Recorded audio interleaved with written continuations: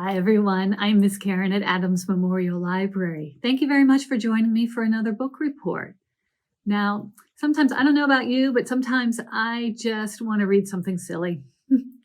Something just that'll make me laugh or smile or giggle or just think, well, that's a little strange. And so sometimes I just want to read a nonsense book. And that's what I have to talk with you about this week. The stories I have this week are all kind of silly, kind of nonsensical, and I like them, and I hope you will too. And if you know any books that make you laugh that you want to tell me about, please do. I'd love to hear about them. But the books that I have to share with you this week are Rain Makes Applesauce. This is a classic nonsense story, and it's written by Julian Scheer, and the illustrations are by Bileck. The Nonsense Show, written and illustrated by Carle. I'd like to be the window for a wise old dog, written and illustrated by Stead. There was an old lady who swallowed a trout. My goodness, she swallowed a trout. This was written by Teri Sloat and illustrated by Reynold Ruffins. And here's one of the silliest stories I know. It's called Bark George. This is George.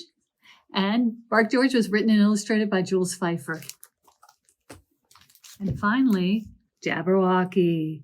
Jabberwocky, the classic poem by Lewis Carroll from Through the Looking Glass and What Alice Saw There, was reimagined and illustrated by Christopher Myers. So let's talk a little bit more about these books. Now, this first one, I don't know how I missed this. This one I should have seen a long time ago, but I kind of came across it now instead. But I still think it's silly and it still makes me laugh. Rain Makes Applesauce, because is that right? Oh my goodness, it might get a little messy if every time it rained, got applesauce everywhere. It might taste good. It might just be silly. As in this story, that's what happens. Rain makes applesauce. And says the stars are made of lemon juice. And rain makes applesauce. And this girl here in the corner, she just says, which might be my new phrase. She says, oh, you're just talking silly talk. And I might try to work that into all kinds of conversations now. So if you come to the library, you say something silly, I might say, oh, you're just talking silly talk, and you'll know where I got it from this book, Rain Makes Applesauce. This one says, I wear my shoes inside out. Oh, and rain makes applesauce. My house goes walking every day, and rain makes applesauce. Oh, you're just talking silly talk. So this story is just full of silly talk. It's really not much of a story. It's just a lot of funny things that could happen. And that's what I like about nonsense books. That's another thing, besides the fact that they might make me laugh. I like that it makes you use your imagination. And you can think, what other silly things can I think up? And then say, and rain makes applesauce. Or you can say, that's just silly talk. Well, you know, Carle did, of course, The Very Hungry Caterpillar, and that's a little silly, but in this book, oh my goodness, Carle got to be lots of silly. It's like he was just waiting for his chance to draw some silly pictures, to write some silly words like, oh, I think this is a lovely picture, but usually deer don't have flowers growing from their antlers, but I like it. And usually you don't see a giant rabbit pull a little person out of a hat, but I don't know, maybe. Okay, but now we're starting to get even weirder. I'm too wet, said the bird. How absurd. Ugh, I'm too dry. How I wish I could swim, said the fish. So that's certainly not quite right. And then finally, oh, the poor kangaroo says, ooh, ouch, what's in my pocket? Not a baby kangaroo, is it? Oh my goodness. So you can see what other kinds of strange things Carle has come up with in this book. And here at the end, he even has a funny picture of himself. And he says, it says here, Carle was the first person to go to the North Pole and to Mars, and he's written 1,000 books, and he tells lots of stories, and not all of them might be true. So I don't think his author information is quite true either, but if you want a book to make you smile, you could try The Nonsense Book by Carle. And that first book that I was telling you about, whoops, that way, Rain Makes Applesauce, this book is over 50 years old. But this next one, I'd Like to Be the Window for a Wise Old Dog, was just published earlier this year. It's just new in the library here.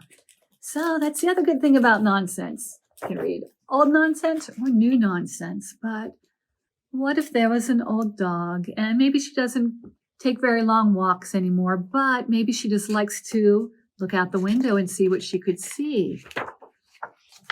Maybe she sees a bird on a tree. Maybe the dog starts to imagine other things. Or maybe a person watching the dog starts to imagine other things. That's the good part about this story. I'm not sure who's doing the imagining. But the person says, I'd like to be a raindrop falling on a turtle shell. Well, that makes sense. Or I'd like to be the puddle for a big bullfrog. Sure, that could be fun to be the puddle. I'd like to be the welcoming umbrella of an elephant. Okay, well, elephants don't usually have umbrellas, so that's a little weird. But most of all, I'd like to be the window for a wise old dog. And if you read this story, you can see what things you can imagine that a wise old dog might like to look at out the window. See if you think the same things Philip Stead does. When I was little, one of my favorite songs was I Know an Old Lady Who Swallowed a Fly, because I thought it was so funny, but I was always a little bit disturbed by the ending of it. Well, this version, There Was an Old Lady Who Swallowed a Trout, takes place in Alaska. So the lady here does not swallow a fly or a spider. She swallows a trout out in the river. There was an old lady who swallowed a trout that splished and splashed and thrashed about. She went, oop. Oh, it wanted out. I'll bet it did once it got in. So there was an old lady who swallowed a salmon that slippity flippity flopped as it swam in. Oh my goodness, swallowed it whole. She swallowed the salmon to catch the trout that splished and splashed and thrashed about. It wanted out. So she's got a trout and a salmon and then an otter and a seal. And, and she swallows a porpoise. I don't know. You think she could swallow anything bigger than that? I think she can. Yeah, if you want to find out, you can check this book out and see what can she swallow and how big can she get and what happens to her at the end. Now this story, this is one of my favorite stories. I love doing this one in story time because this story is just so silly. Bark George. So George is just a little puppy and his mother's very proud of him. So she wants him to bark, show how well he can bark. So she says, bark, George. And George says, meow. It's not quite right, huh? So she says, no, George. Cats say meow. Dogs say roof. So bark, George. And George says, quack, quack. Still not quite it. No, George, says George's mother. Ducks go quack, quack. Dogs go roof. So bark, George. And George said, oink. Uh-oh. Oh, no. Now his mother's getting a little worried. No, George. No. That's pig. Pigs say oink. Dogs say roof. So bark, George. And George says, moo. Oh, my goodness. So George's mother decides she better take him to the vet to find out what's wrong. And the vet puts on his glove to get ready to do an examination and find out why. Oh, why? George keeps making these funny noises of other animals. So if you want to find out why, come to the library and check out Bark George. You'll find out too. Now, the last story for this week, Jabberwocky. Jabberwocky is one of the most famous nonsense poems since Lewis Carroll, who wrote Alice in Wonderland, and Through the Looking Glass, since he wrote it. This is a famous poem, and it starts out, "'Twas brillig, and the slithy toads did gyre and gimble in the wave. All mimsy were the borogoves, and the mome wraths outgrabe." What's that mean? I don't know. It is nonsense at its finest because it can mean whatever you want it to mean. And usually people think it means somebody kind of going to battle to fight the foe. But when Christopher Myers reimagined it, he imagined it maybe the foes are on a basketball court. And maybe the Jabberwocky's a really big guy who's really good at basketball and never loses. But maybe there's a little guy who has his fancy Vorpal 3000 shoes. Is it 3000? I'm sorry, Vorpal 2000. He's got his Vorpal 2000, and he's got some really good basketball skills. And maybe, just maybe, he can take that great, big, tall basketball player who never loses on. And maybe, just maybe, wouldn't it be great if the little guy, the smaller guy won? Oh, wouldn't that be a frabjous day? So, does he? You can come to the library and find out.